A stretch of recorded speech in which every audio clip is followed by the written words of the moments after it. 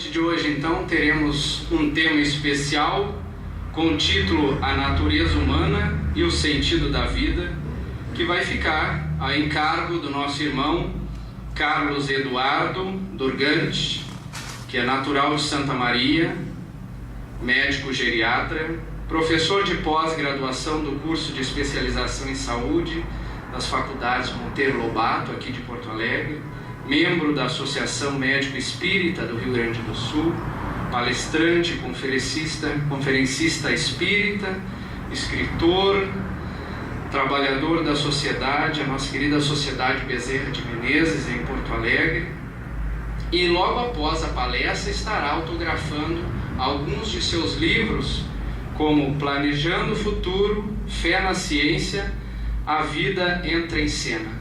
Boa palestra a todos, mantenhamos-nos em paz.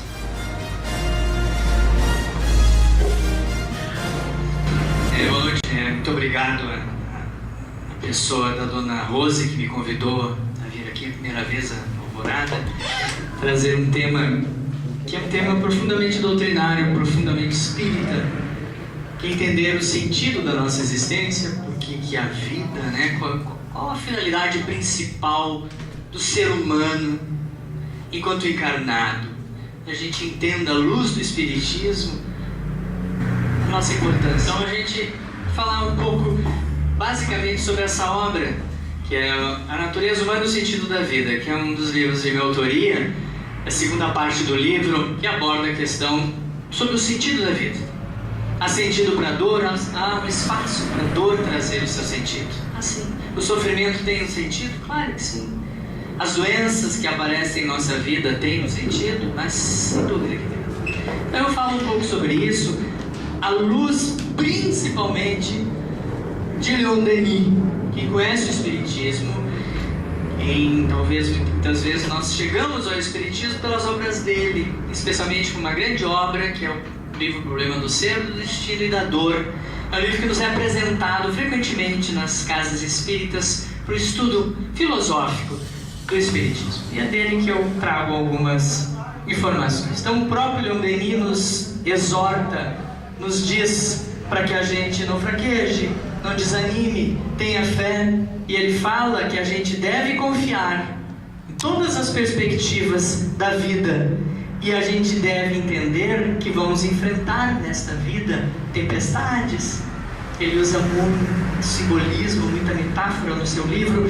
Tempestades, quem não as enfrenta? Todos passamos pelas dores das mais diversas formas. E ele vai nos colocar então que nós temos uma lei. Ele chamou de lei circular. E ele fala no livro que há um destino para todos nós. Existe uma lei da destinação humana. Ele vai dizer que é de conformidade com todas as leis, sejam humanas, sejam divinas, que nós fazemos a nossa vida, dirigimos os nossos atos. Vamos consultar essas leis, vamos fixar um alvo à nossa vida conforme as leis.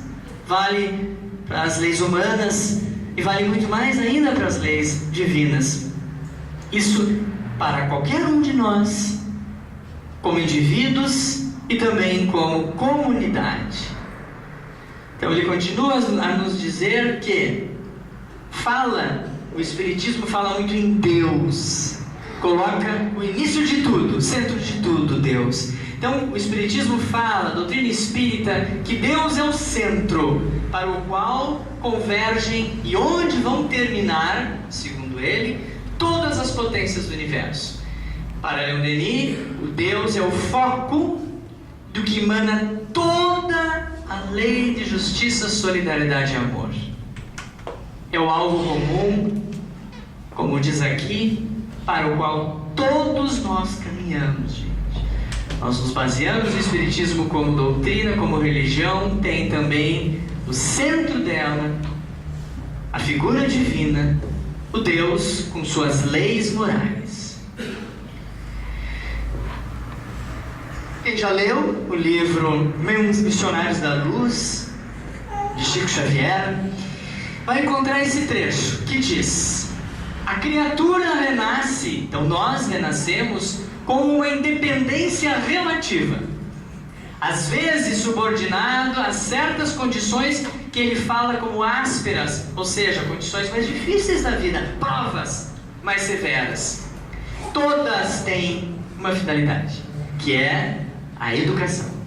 Mas semelhante imperativo não suprime em caso algum o impulso livre da alma. Ele nos fala do quê? Do livre-arbítrio. Nós temos a liberdade de escolher evoluir, estagnar ou nos atrasarmos mais ainda na nossa caminhada evolutiva.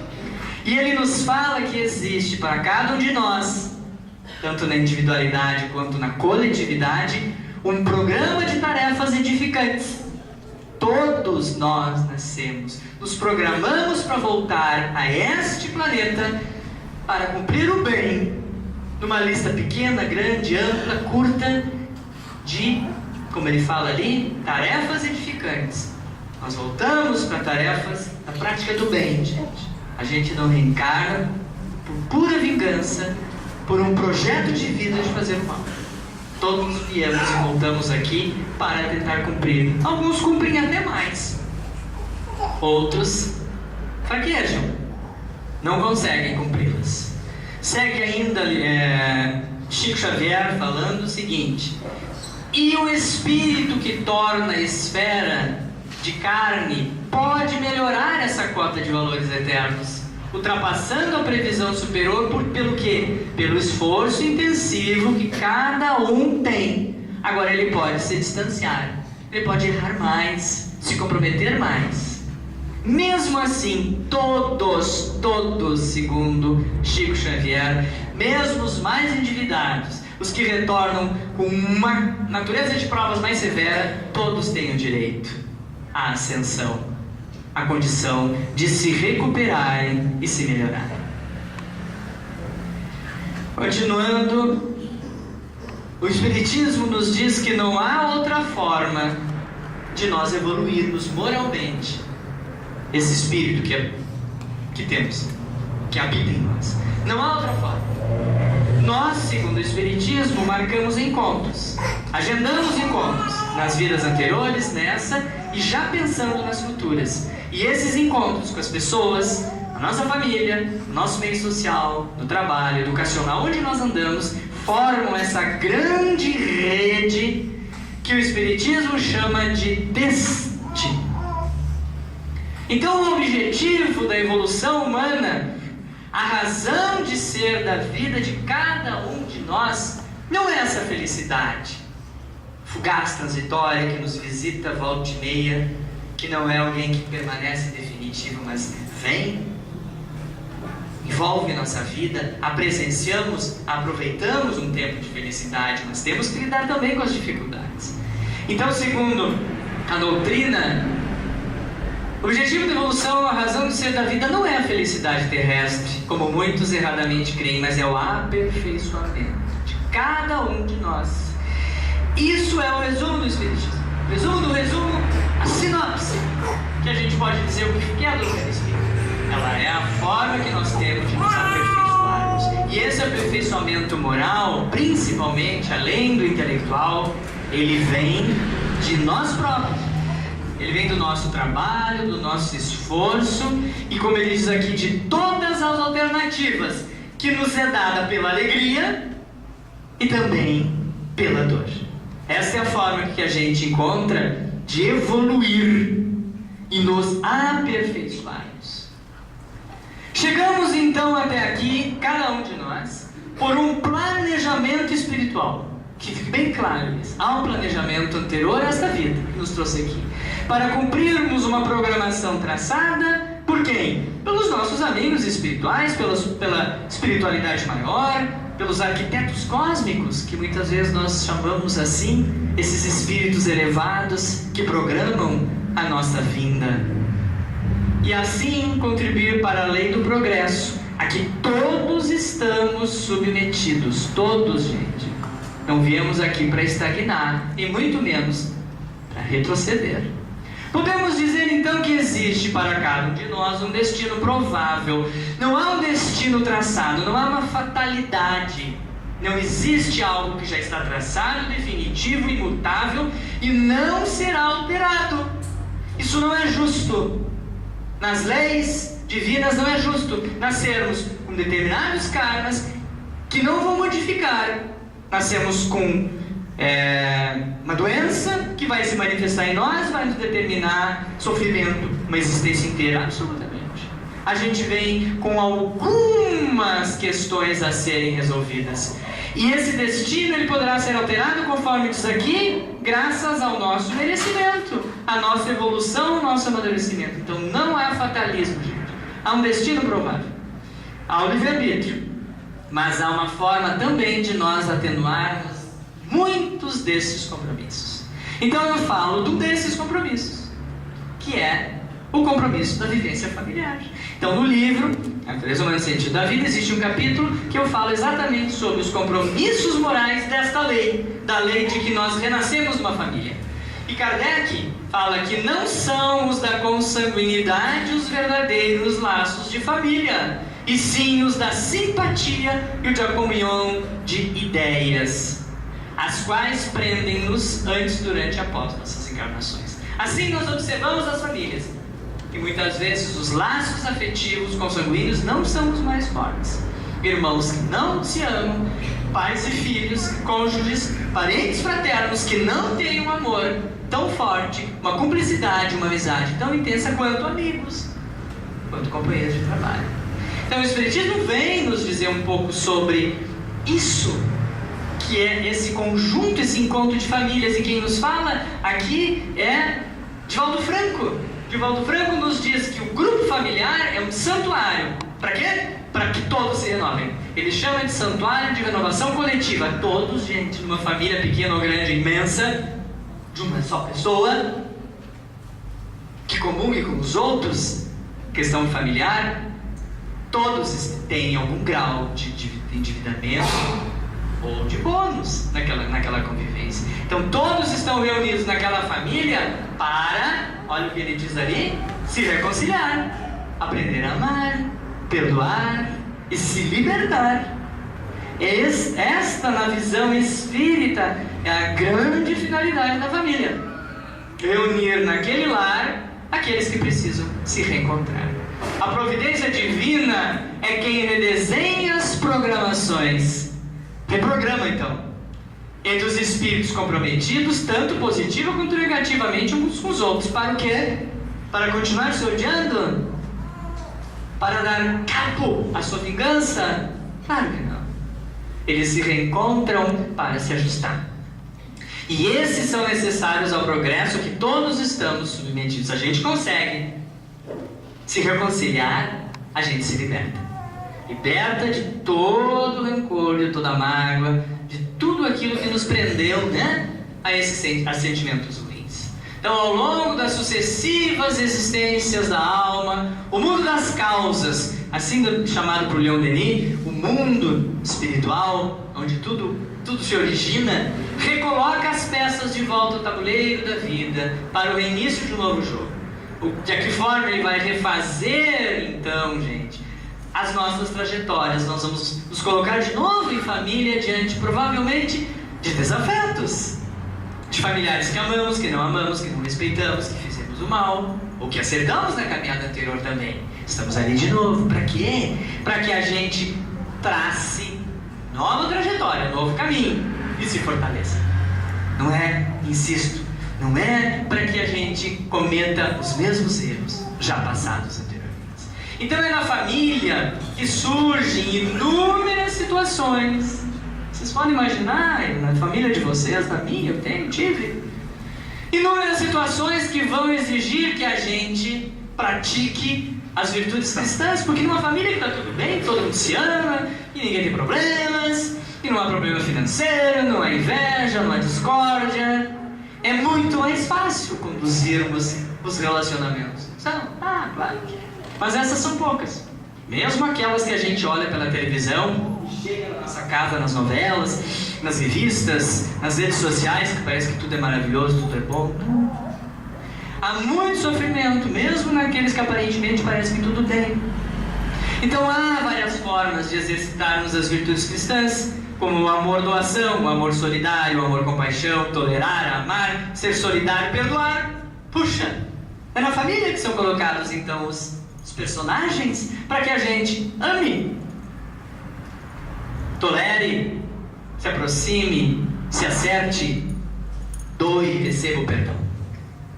A família que constituímos nessa vida, assim como em todas as outras, foi, é e continuará sendo aquela que mais estamos, o quê? Necessitados, segundo o grau de evolução, a necessidade de cada um.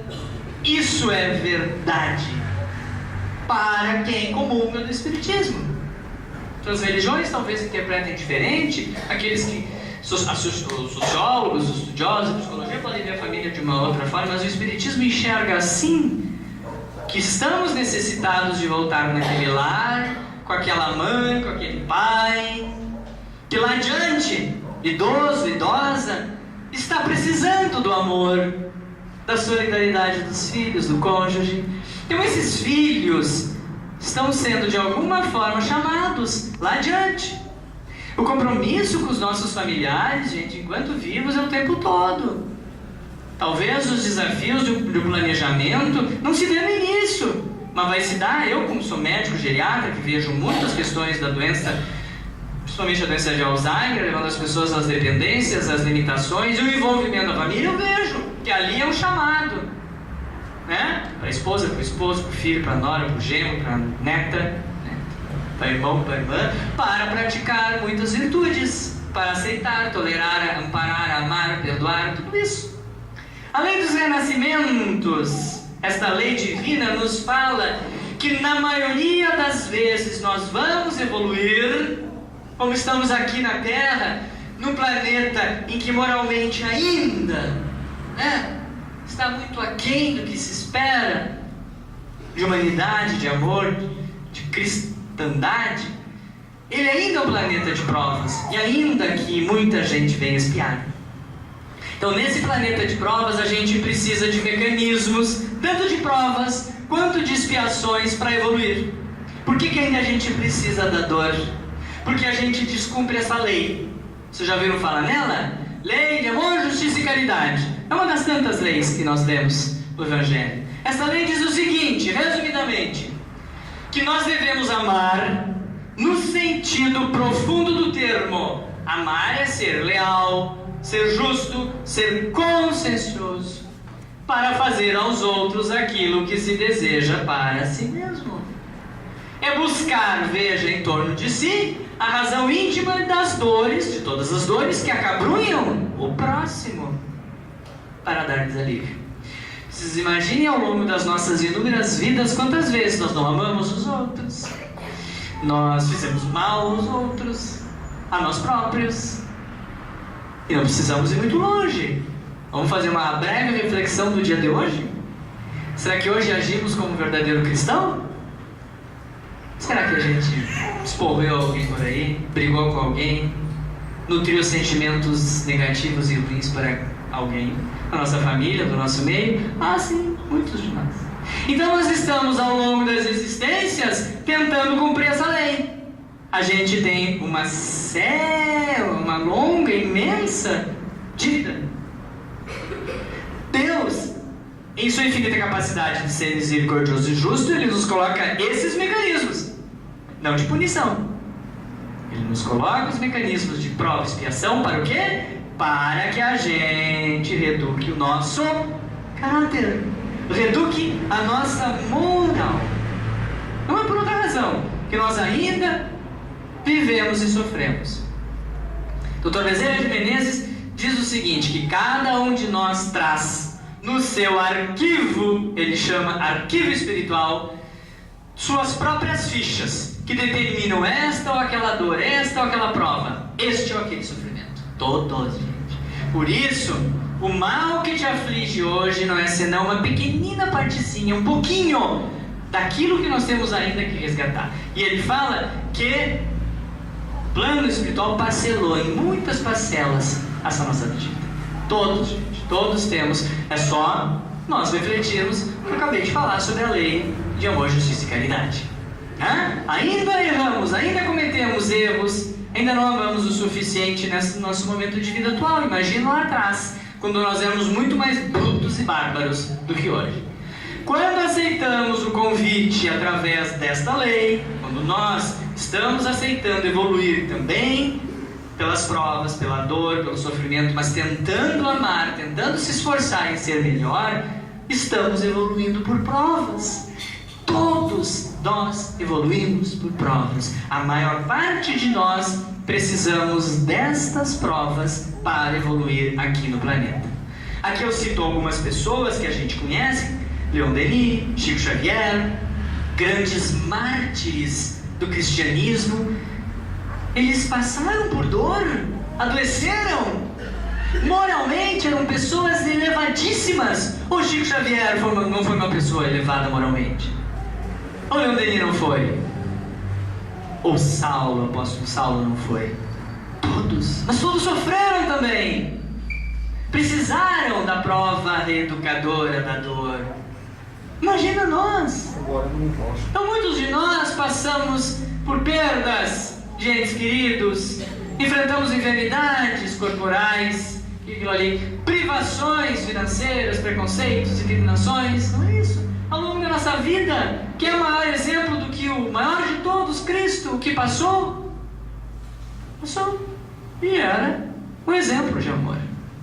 Agora, quando muitos de nós, em outras existências e talvez ainda nessa, não aceitamos a lei do amor, não aceitamos Cristo, não aceitamos as virtudes, a prática do bem, e a gente se rebela e não quer evoluir, o que o plano espiritual faz em determinado momento? Ele coloca uma dor mais agressiva, ele põe uma prova mais severa, a qual passamos a chamar de expiação. Ele faz com que nós evoluímos através de mecanismos corretivos mais dolorosos, mais severos muitas vezes, para que a gente possa voltar a se aproximar desta lei da prática do bem. A expiação, ela não significa necessariamente um sofrimento sempre. As pessoas podem estar passando por dores severas e não estarem sofrendo, entenderem aquela dor, aquela questão difícil da existência e superarem. Ela é apenas um reconhecimento e um retorno ao caminho correto da vida. Então, muitas vezes a expiação, ela é um chamado para que a gente volte à essência do amor. Ela é sempre dolorosa. O sofrimento surge quando quem está expiando se rebela, não aceita, se apega muitas vezes até o próprio sofrimento. Então há formas, gente, do ser humano evoluir nesta vida moralmente. Quando reencarnamos, a gente não lembra, mas quando a gente se prepara para voltar aqui nesta existência, houve um planejamento, houve uma escolha de provas, houve uma permissão, para alguns mais, para outros não tem. Muitos de nós não podemos optar. A gente está tão comprometido e precisa tanto voltar e cumprir que a gente não pode escolher. Mas outros tantos escolhem. São ajudados a escolher um tipo de natureza de provas, como diz aqui, para que a gente tenha êxito. A gente não vem aqui para conviver numa família em que o filho que nasce vai ter Down, síndrome de Down, vai ser uma criança autista. A gente não é dada a uma mãe ou um pai essa tarefa se ele não se propõe a fazer. E mesmo assim alguns não aceitam. Alguns não aguentam aquela luta diária e abandonam. Por exemplo, então a gente vem com uma natureza de provas que provavelmente escolheu para que a gente tenha êxito, a gente acerte, consiga superar aquilo que o plano espiritual sabe muito mais do que nós. A natureza de nossas aflições pode ter se originado, e geralmente ela se origina dos nossos desajustes e desequilíbrios passados, pretéritos em outras existências, mas nessa, gente. O Espiritismo coloca claramente para nós que a maior parte das questões futuras das nossas existências que virão estão sendo aqui construídas. E assim forma a lavatura. Claro que neste momento da nossa existência nós temos muito mais conhecimento de causa. Nós sabemos mais da doutrina do que sabíamos na encarnação anterior a essa, com certeza. tá? Que deve ter sido lá 1800 alguma coisa, talvez nem o espiritismo existisse. Hoje a gente tem muito mais conhecimento. Mas com certeza a maior parte dos nossos problemas e sofrimentos hoje tem a ver com o mau uso que fizemos da nossa intelectualidade. Muitos nasceram muito inteligentes, sábios, fizeram mau uso desta faculdade. Muitos utilizaram maus sentimentos, a faculdade sexual, não foram moralmente pessoas adequadas. Muitos utilizaram as ferramentas, o que a gente chama de faculdades emocionais, de uma forma errada. Muitos de nós cometemos erros, muitas das vezes sucessivos, ao longo de outras existências, e eles precisam ser sanados, sarados, resolvidos, gente.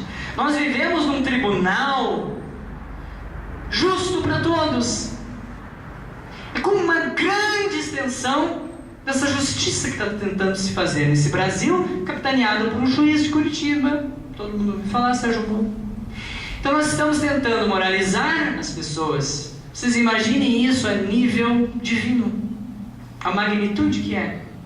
Então, não reencarnamos sozinhos, é bom de ficar bem claro. Também reencarnamos nessa terra para cumprir nossas empreitadas com amigos que do mundo invisível direcionam suas intenções e vibrações, nos socorrendo e nos intuindo a continuar confiantes na edificação do grande projeto da vida, que é a nossa melhora moral. Então a gente não vem sozinho. Quando nos é incumbida, nos é dada uma prova difícil, muitas vezes, de cumprir. Então, vem eles nos ajudar. E vem a doutrina, e vem o Espiritismo como filosofia, que vai nos dizer que há grandes perspectivas através da imortalidade, dos progressos, e que nós vamos ascender e que nós vamos triunfar. A doutrina vem nos dizer isso, vem nos ajudar a crer, quem a buscar, quem se interessar por ela, quem a introjetar, internalizar na sua vida os seus preceitos. Ela vai nos ajudar muitas vezes a entender melhor o porquê sofremos, não é? Rapidamente eu trago um entendimento das doenças. O livro, um capítulo bem extenso desse livro, fala sobre por que adoecemos. Porque como o Espiritismo tenta nos explicar a doença? Ele nos diz que se olharmos as raízes espirituais das enfermidades, raízes estas que remontam a vidas passadas muitas vezes, o véu se levantará e teremos uma compreensão mais acurada. Será um resgate, a minha doença, será uma prova, por ela eu vou crescer, mudarei de estágio energético e espiritual, e a gente vai entender pelo Espiritismo que não é só dor no espírito, também é chance, também é oportunidade, gente, de se educar. E a doutrina vem falar que a gente adoece porque nós temos determinantes kármicos. E estes determinantes, estas situações do passado que precisam ser resolvidas em nós, muitas vezes elas vêm na forma de enfermidade. Muitas vezes a prova reeducadora necessária para o nosso aprendizado vem nas nossas famílias, na nossa vida, como doenças. Não é de graça que nós temos muitas enfermidades. E na medida que vamos envelhecendo, elas vão aumentando, vão ficando mais frequentes.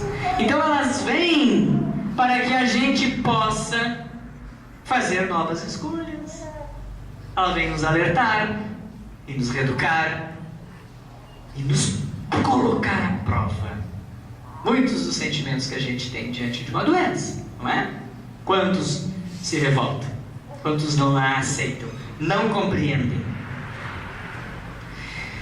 Agora, como diz aqui, estas doenças, elas poderão surgir ou não, elas poderão estar na intenção kármica do planejamento encarnatório como um karma, mas poderá ser atenuado, poderá ser agravado e poderá até mesmo não acontecer. Nos diz ali Cerqueira Filho que a intensidade da doença a se manifestar em cada um de nós, ela vai depender do quê? Do nosso livre-arbítrio que nós trazemos. E nós podemos ter a doença de uma forma suave, moderada ou severa, até mesmo transmutar. Não é por súplica, não é por rogos, é por amor, pelos atos de amor, pelos gestos de carinho, de amor, de acolhida, de tolerância, de compaixão e caridade que a gente faz ao longo da vida, que a gente é capaz de modificar a tendência de ter uma doença. E a gente vai modificar lá nos genes, onde está a tendência. A manifestação vai se dar muito conforme o nosso estado evolutivo emocional, por exemplo. O Espiritismo reforça sobremaneira que as causas das enfermidades humanas provêm das imperfeições da alma. Não é o meu coração que está imperfeito, o meu cérebro, algum órgão, é a alma. A origem de todas, ou maior parte de nossas enfermidades, é lá que existem as imperfeições, gente.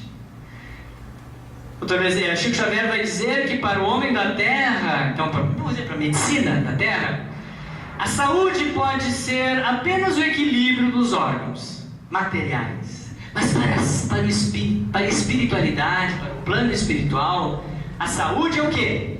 A perfeita harmonia da alma. Para que nós tenhamos a perfeita harmonia da alma, precisamos da contribuição valiosa. Veja o que Chico Xavier diz: preciosa. Contribuição preciosa. Do quê? Das enfermidades ou deficiências transitórias. Ele não nos diz que a doença é uma praga, é um castigo, que nós estamos merecendo passar por isso, então ela vem para nos punir.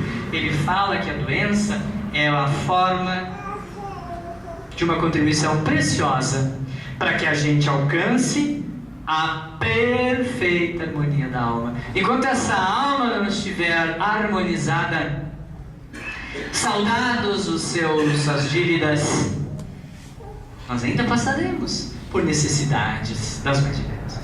A doença, que na cultura oriental é vista como um caminho de purificação, no Espiritismo ela é uma sinalização que vai contribuir o quê? Para a educação do espírito. Tá, gente? Vamos olhar sempre a doença como uma forma de educar o espírito, como um mecanismo de regulador, para nos trazer equilíbrio, harmonia fluídica do nosso psiquismo, daquilo que somos como um todo. Não é um castigo a doença.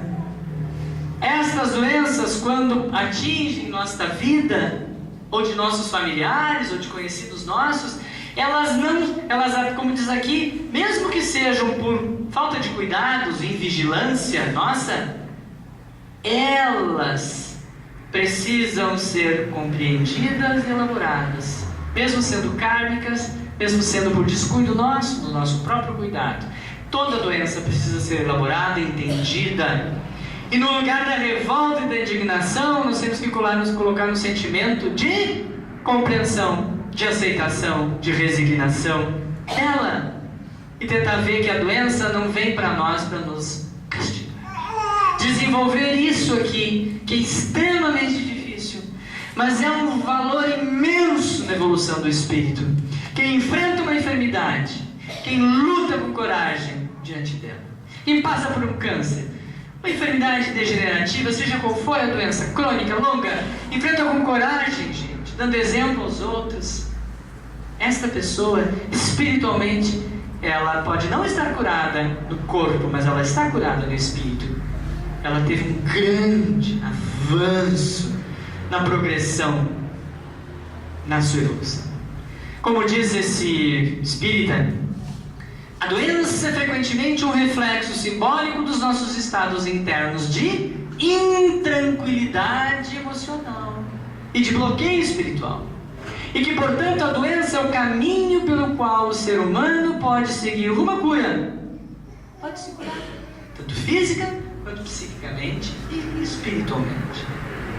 Sob esse prisma, o médico não deve ser apenas um agente promotor da cura, mas ele tem que ser um educador. O Espiritismo fala muito da educação através da doença. Então, para Leon Denis, ele nos diz que vai ser por mecanismo da renovação moral, gente. É da renovação dos nossos sentimentos, das nossas virtudes morais, cristãs, é que, por muito esforço, nós vamos dar um novo direcionamento à nossa vida. Não é sem esforço que a gente vai mudar as nossas tendências, mudar a nossa vibração de dor e sofrimento para sentimentos melhores. O livro fala também, eu não trago aqui que é muito longo, sobre, eu me baseei numa parte do livro, num outro livro de Leon Denis, que é O Grande Enigma. Esse livro ele fala sobre os ciclos da vida, e este meu livro fala sobre infância, adolescência, Idade Média, velhice, morte. Eu faço um passeio breve, também inspirado muito nas obras de Leon Denis. E no fim do livro eu retomo essa questão de um sentido do sofrimento. Há um sentido no sofrimento. E há necessidade, precisamos encontrar o sentido também para nossa dor e sofrimento. O sofrimento é inerente a cada um de nós e pode trazer sentido à vida, em diferentes graus de intensidade ao longo dela, especialmente pelo quê? Pela dimensão humana. Eu acho que dimensão humana, que é a espiritualidade. É muito difícil as pessoas que não têm fé, que não têm um credo, que não sigam alguma coisa, entenderem as perdas, as vicissitudes, os problemas, a doença da vida. Aqueles que têm mais fé, são mais espiritualizados, eles têm mais coragem, mais força e enfrentam melhor. Somente a pessoa espiritual estabelece a unidade e a totalidade do ente humano. Só assim o ser humano poderá tornar-se uma pessoa efetivamente mais feliz e realizada. Quem disse isso foi uma pessoa que não era espírita, que já passou por aqui, que viveu na Terra, foi um médico austríaco, se vocês já ouviram falar nele, que esteve, Viktor Frankl, que esteve preso por mais de 3 anos nos campos de concentração na Polônia, perdeu esposa, mãe, pai, perdeu tudo que tinha, mas não perdeu a esperança, não perdeu a fé. Dentro desse imenso sofrimento, vocês podem imaginar algo pior que estar num campo de concentração sem perspectiva nenhuma de sair vivo? De ver todo mundo ser morto? Deve ser a pior coisa, deve ser uma das piores dores da humanidade. Este médico, ele viveu isso e disse que a compreensão de que, assim como o destino, o sofrimento também faz parte da nossa vida, ou seja, se a vida tem um sentido, o sofrimento também o tem. Agora a gente precisa encontrar esse sentido. Se há um sofrimento vão, sem desprovido de sentido, ele não vai nos acrescentar nada. Então ele encontrou, dentro dessa dor, dessa perda imensa que teve, nessa dor imensa que foi perder quase tudo, ele encontrou sentido, porque é nome de fé. Muitas vezes nós também, diante das nossas dificuldades, vamos encontrar na fé que temos propósito, significado. Entendemos que cada dor é individual, é vivenciada por cada um em sua natureza e intensidade peculiares. É claro, gente, cada um enfrenta a mesma dor na mesma família. A perda de um pai, os filhos não enfrentam da mesma forma. Tem pessoas que enviúvam, seguem a vida com coragem e fé, outras morrem junto. Mas quando nos deparamos com esse exemplo de superação, vamos nos fortalecer. Esse exemplo que eu dei aqui, desse cara que teve lá no campo de concentração. Nos encorajamos. Não precisa ser esse exemplo tão extremo. A gente vê no dia a dia, né? Na nossa casa, os conhecidos, a força e a coragem para enfrentar o dia a dia, da batalha de cada um. E aquilo nos encoraja. A gente olha aquele exemplo, muitas vezes nos dá força e muitas vezes nos impulsiona a ir adiante, persistir, não perder a esperança, enfrentar os desafios. Muitas das vezes a gente se envergonha de reclamar da nossa dificuldade diante de outras maiores.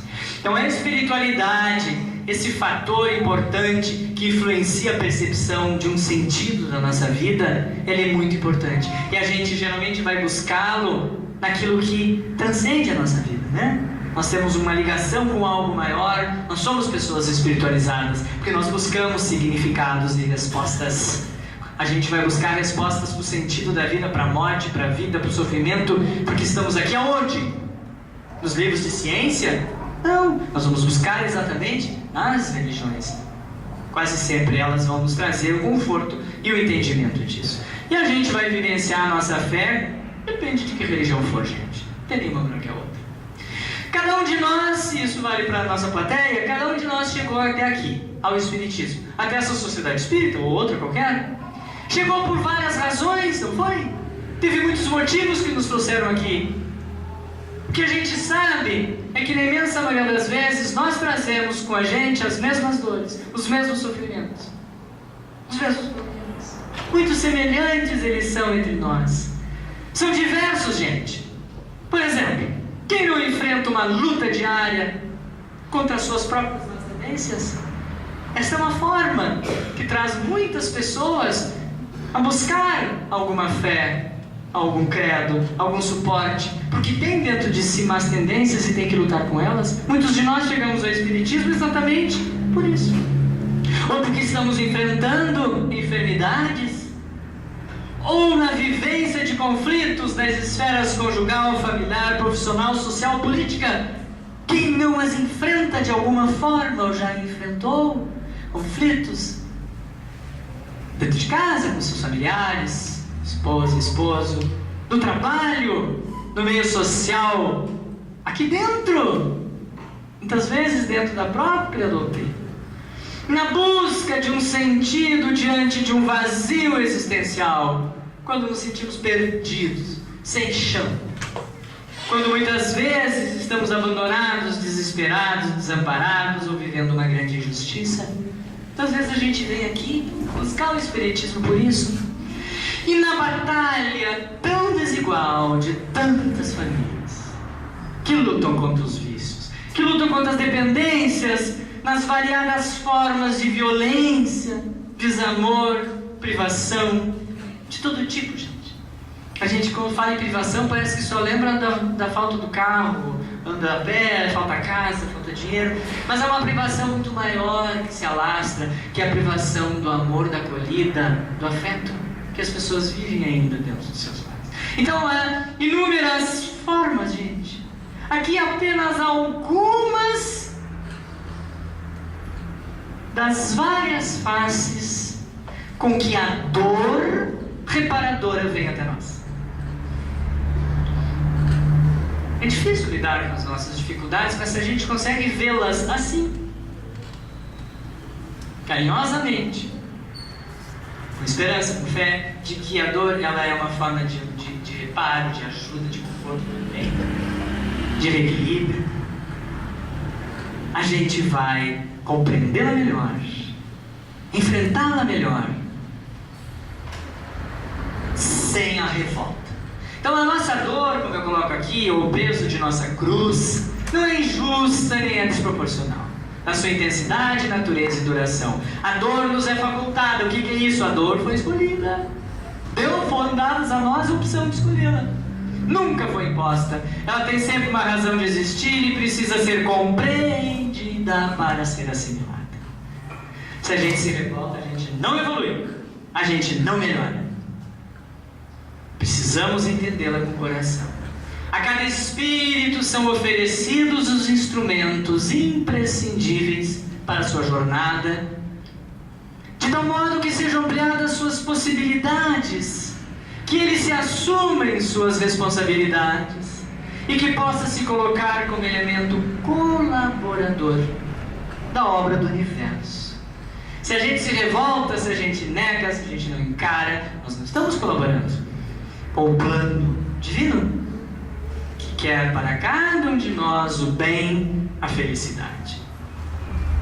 É preciso que sejamos fortes, corajosos, persistentes, perseverantes, conscientes e sabedores das nossas responsabilidades, assumidas para mais esta encarnação, provavelmente a mais importante e desafiadora delas e a que mais estamos comprometidos.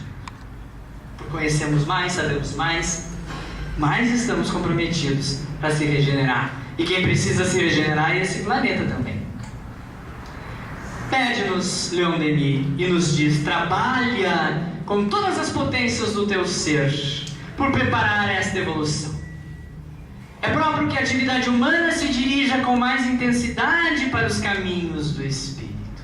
O homem já sabe de tudo que é visível.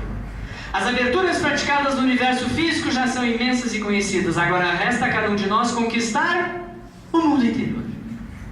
E aí, como ele diz, conhecer sua própria natureza e o segredo do seu esplêndido porvir. Nós estamos finalizando, cumprindo o horário à risca, foi pedido. Eu vou encerrar então com uma mensagem, ao som de uma música, para que a gente já se envolva nesse espírito, nessa energia que a música nos propõe, que esta energia que aqui circunda nessa casa, que daqui a pouco vamos receber o passe, nos ajude a nos conectar a esse plano superior, aos sentimentos mais elevados e nobres, para conseguirmos enfrentar aquilo que nos foi dado como missão.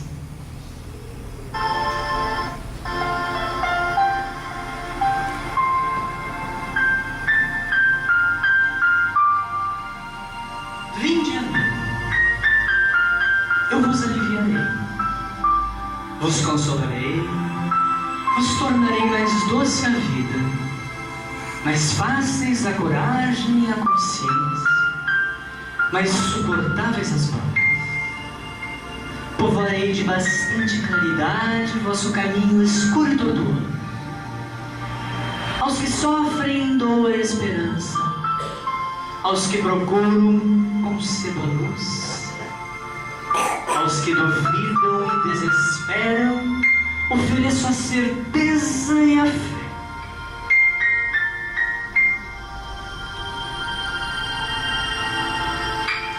Sede irmãos, pede-nos, ajudai-vos, sustentai-vos na vossa marcha coletiva.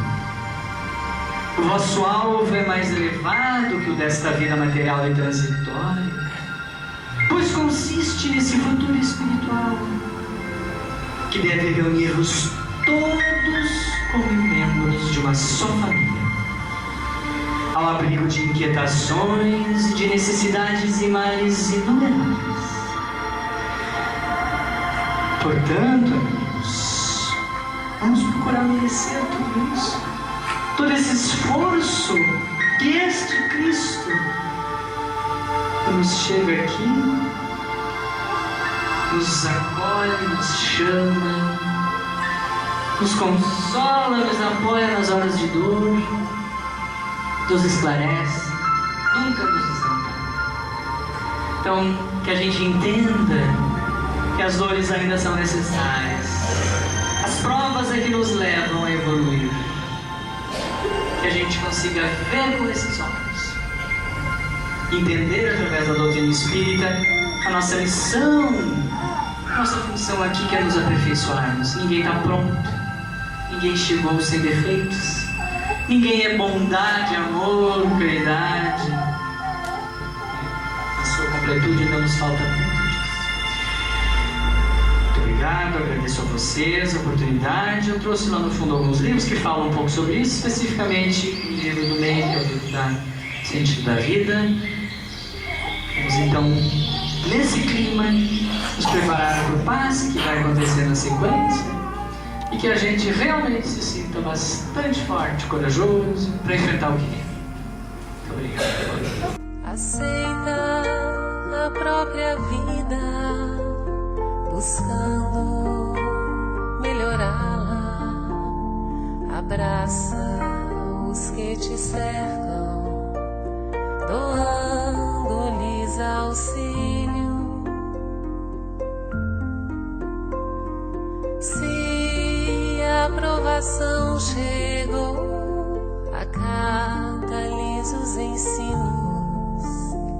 Ser fiel a ti mesmo, serve, segue e não temas, nada exijas, trabalha, não condenes, constrói. Se te aceitas como és, Deus te fará feliz.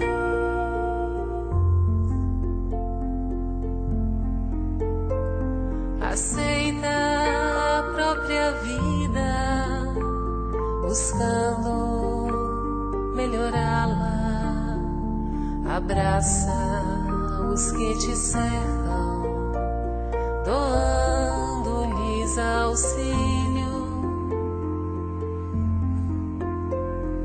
Se a provação chegou, acata-lhes os ensinos, sê fiel a ti mesmo, serve, segue e não temas, nada exijas, trabalha, não condenes, constrói, se te aceitas como és, Deus te fará feliz, muito feliz.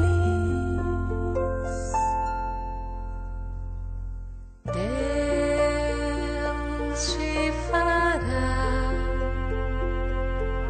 feliz.